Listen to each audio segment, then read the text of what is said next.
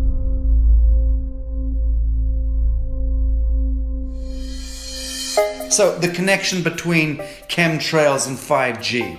It's all interconnected. The metallized particulates that would allow the 5G phased array, so basically the radar that would allow it to be able to identify you, so it can watch you, it can identify you in your own home 24 hours a day, 7 days a week. For the last X amount of years, we've been through chemtrailing, and that is now the cat is out of the box. We've had these nanoparticulates raining down on humanity for years now, impregnating our bodies, by best account staying inside our bodies. Those nanoparticulates, what you're saying, are building up a kind of a phosphorescence glow capability so that we can be flagged up in our homes, behind concrete and steel, inside bunkers, in the basement, doesn't matter where you are. The 5G will be able to now triangulate, map and read you, because you as a living being are impregnated with these nanoparticulates, which are acting as a kind of transmission and reception technology. It's exactly, absolutely exactly. You have to consider that DNA also works as a fractal antenna, which is able to send and receive and also to process signals under the form of radio frequencies. Well, then there is no doubt that artificial radio frequencies, such as those of cell towers, and in particular these new types of towers that have a much higher density of signals, they may somehow interfere with the ability of DNA to retain and transmit biological signals. So this is one level of danger that very few biologists are aware of. How much effort was put forward to address this, what most of these people are, or many of these people are here for, which are the health concerns? Was there any dialogue back and forth? Was there any working, was there many studies evaluated to look at regarding this area?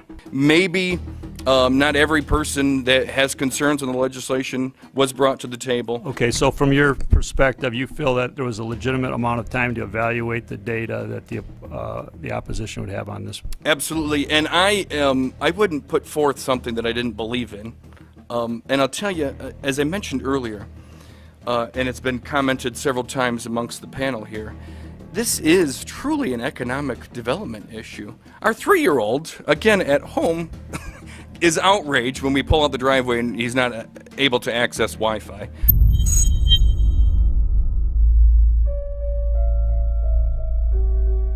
I think anyone who puts Wi-Fi into a school should be locked up for the rest of their life.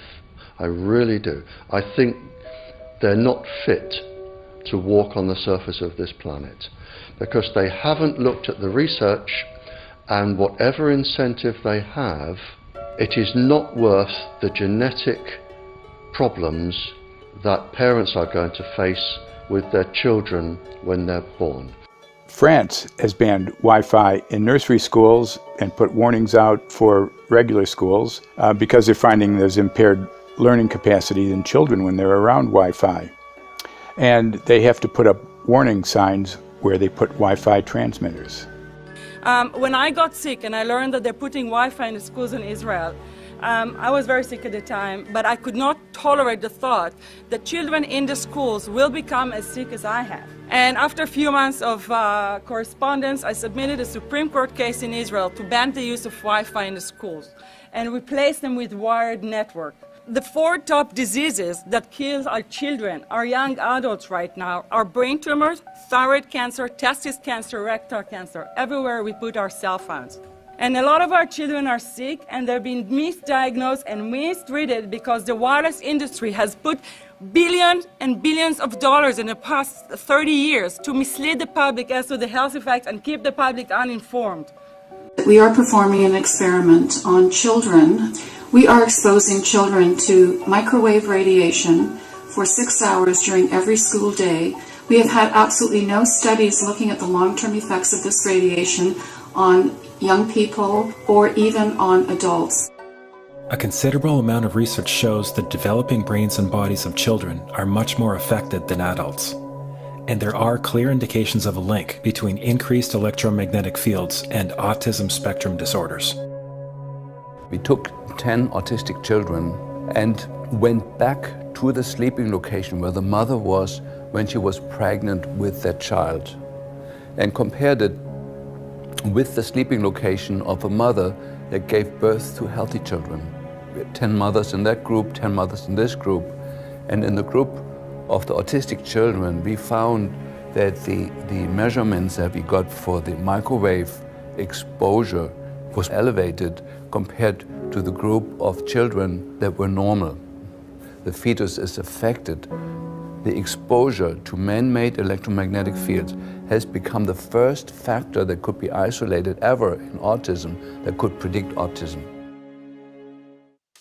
The fifth generation of wireless technology, or 5G as it's being rolled out worldwide without safety testing. Let me say that again, without safety testing. And how we've got scientists and doctors and environmental organizers saying, stop this.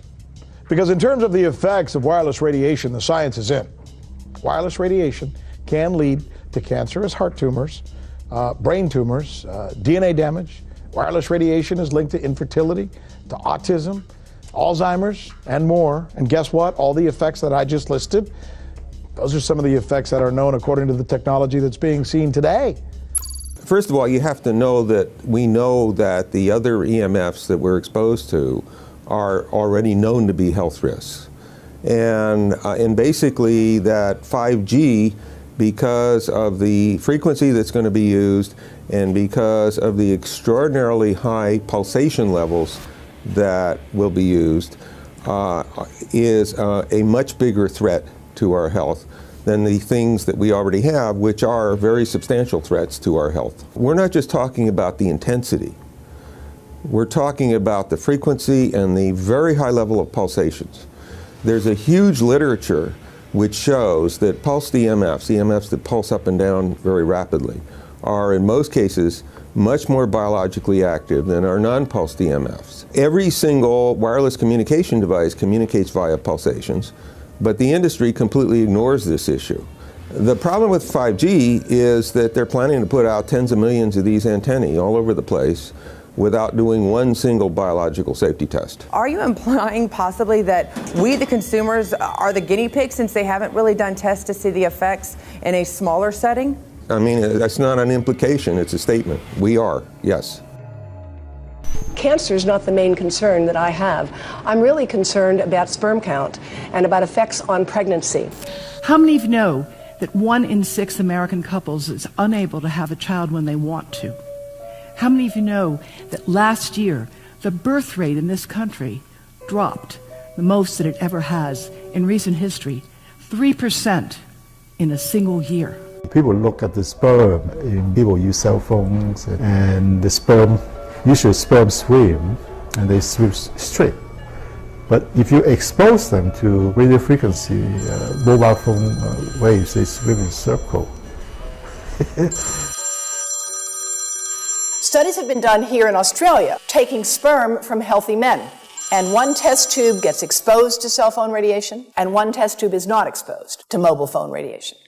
And then the results are evaluated. And this is a measure of vitality. We measure how well the sperm swim. This is a measure of motility.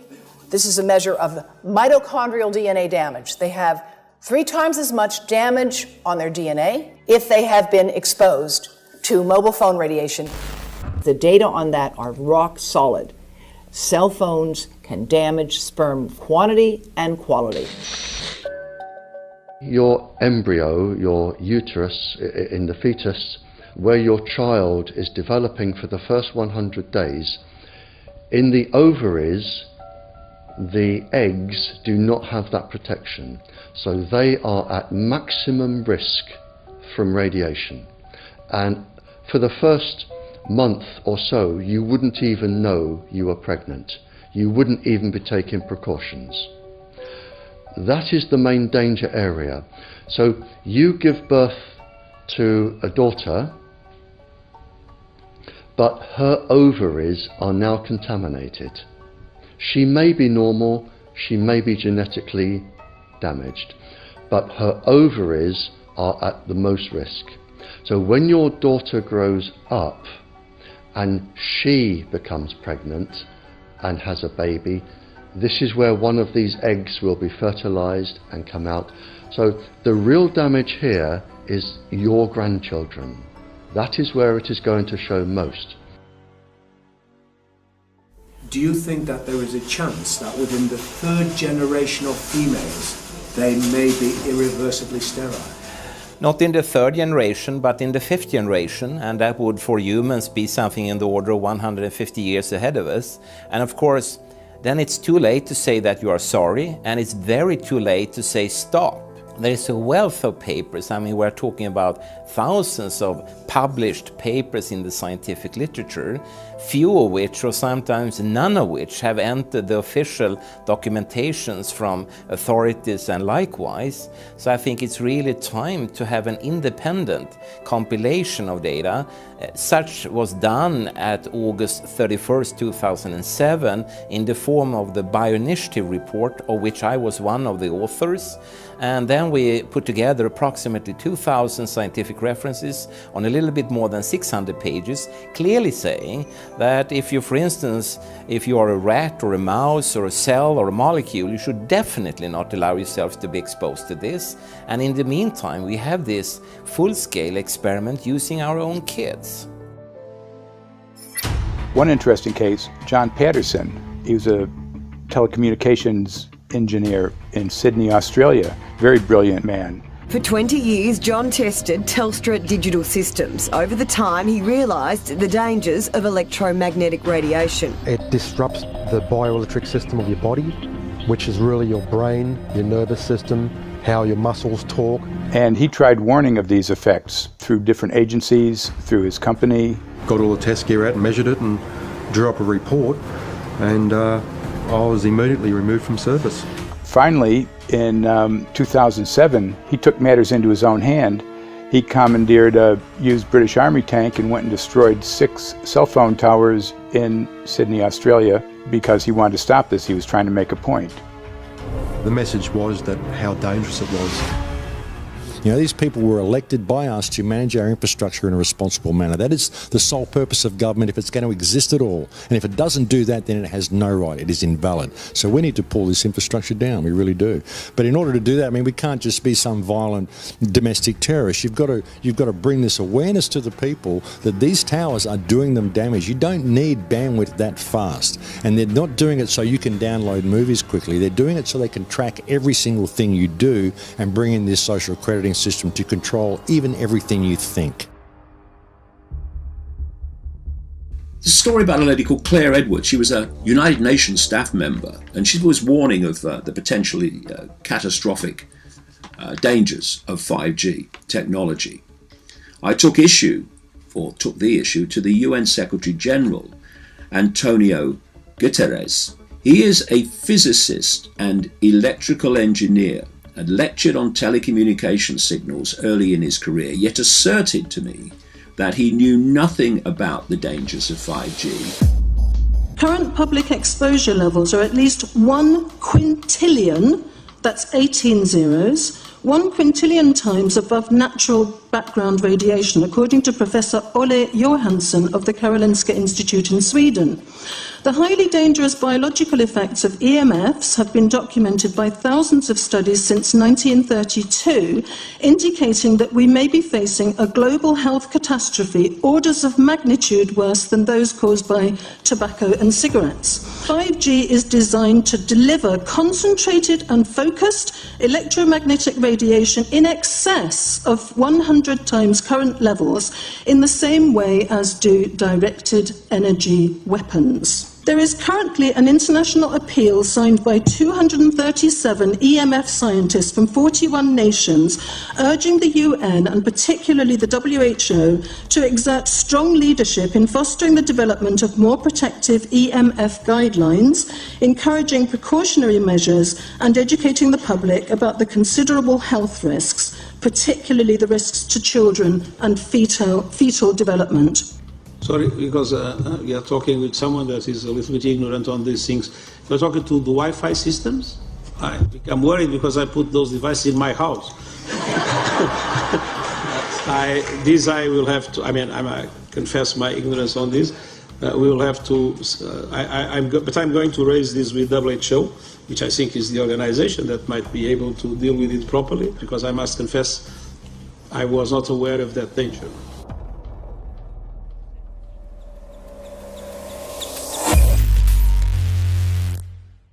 In 1996, when the Telecommunications Act was passed, in it was a provision essentially that kept local officials from addressing health issue concerns when approving or not approving a cell tower. So that's correct. But then something new is happening. We've talked a lot about it on the Solari report, thanks to Jason Bogdan-Smith and his website EMF Warriors. But this is new. This is very, very new. So you're basically, sending out an appeal on something that in one sense hasn't happened yet. This is not just an incremental change. This is a big step up.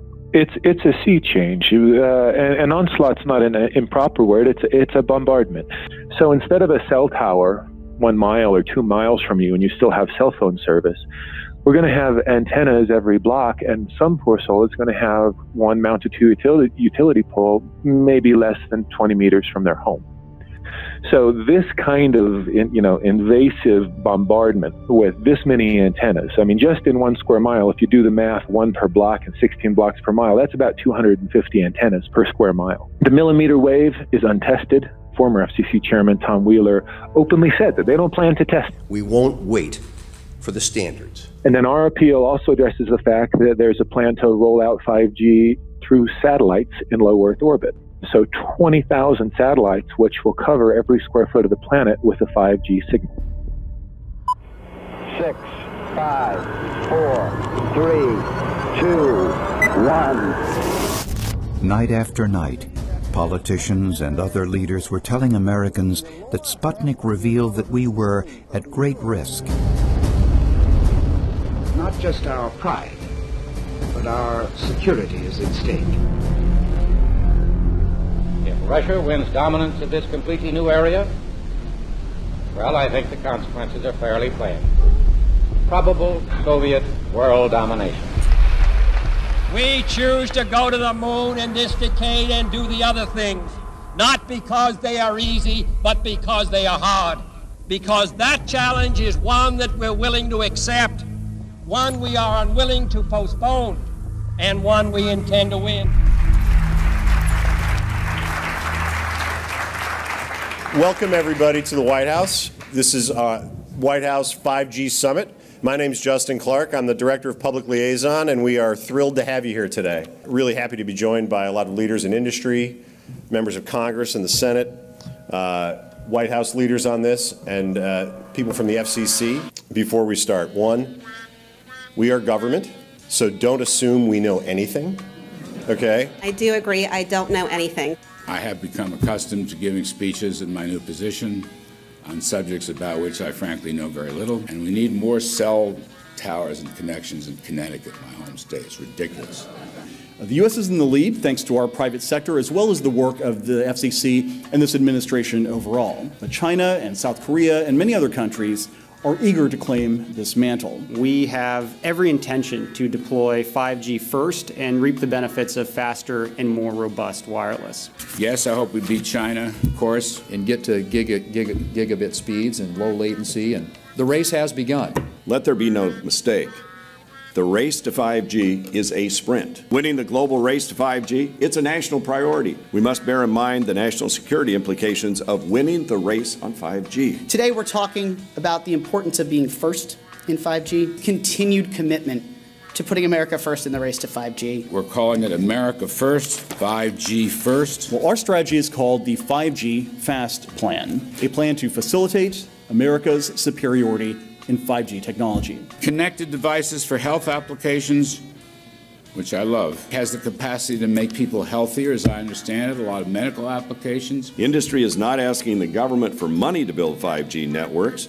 They're asking us to cut the red tape that surrounds infrastructure deployment. We cannot let today's red tape strangle the 5G future. The red tape slows and sometimes stops the building of densified network facilities necessary for 5G. As we continue our efforts to keep government out of the way, so that America can continue its leadership for America to win the race to 5G. One path is the government regulatory path. The other path is the private enterprise free market, gales of creative destruction Schumpeter path. You ever heard that? Gales of creative destruction? It just means let it rip. The new replaces the old. With 5G, we're on the cusp of another era of American innovation. It means an even more connected world for everyone around us, unlocking the potential of the Internet of Things to become safer, healthier, and more sustainable for our future. You know, sometimes, look, we all believe in the 10th Amendment, but sometimes you have to override it.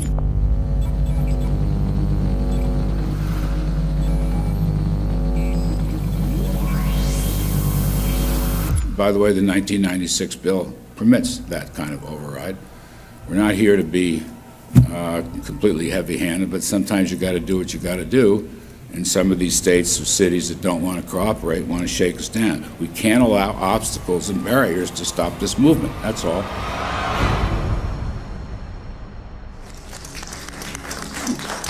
And this happened in Canada. I mean, there were some activists I was working with up there that said, well, you know, we won a victory. We got the Public Utilities Commission to allow us to opt out. And I said, boy, that's divide and conquer. They just got rid of the people that were raising hell.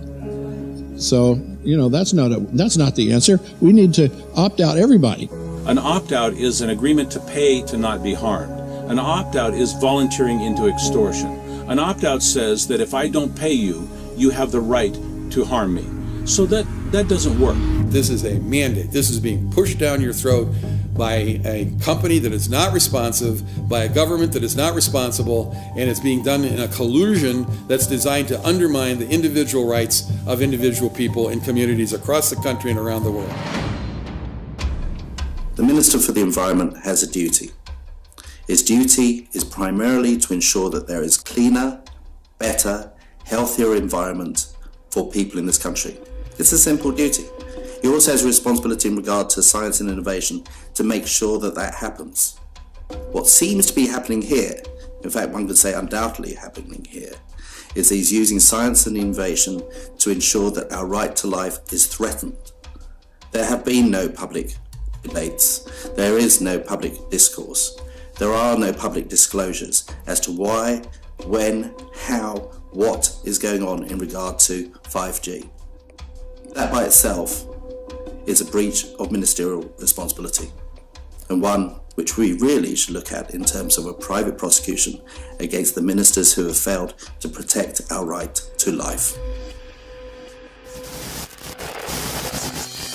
Okay, smart technology, smart meters, smart cars, not that smart, huh? What does smart mean? Anything that has smart attached to it, secret militarized armaments in residential technology.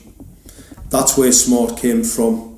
And smart, every bit of technology that you see today has all been developed for either some type of battlefield, some type of intelligence gathering system, and obviously these developments have to be commercialised, and people have actually took them into their homes.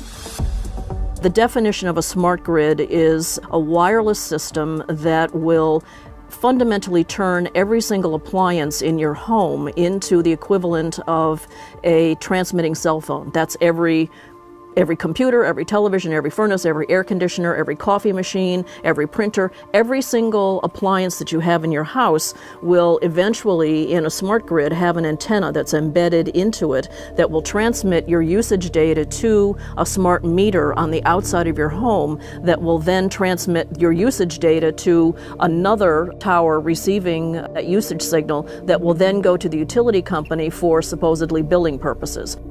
Not all signals will just be about your individual use. There will be aggregate meters that will bounce signal from house to house to house within a neighborhood that will then accumulate all of the usage data that will transmit that to the utility company. Now, what that will do is that the end metering system that is transmitting all of that data will be firing an RF signal at many, many times a second, which will increase the average homeowner's radio frequency radiation exposure exponentially.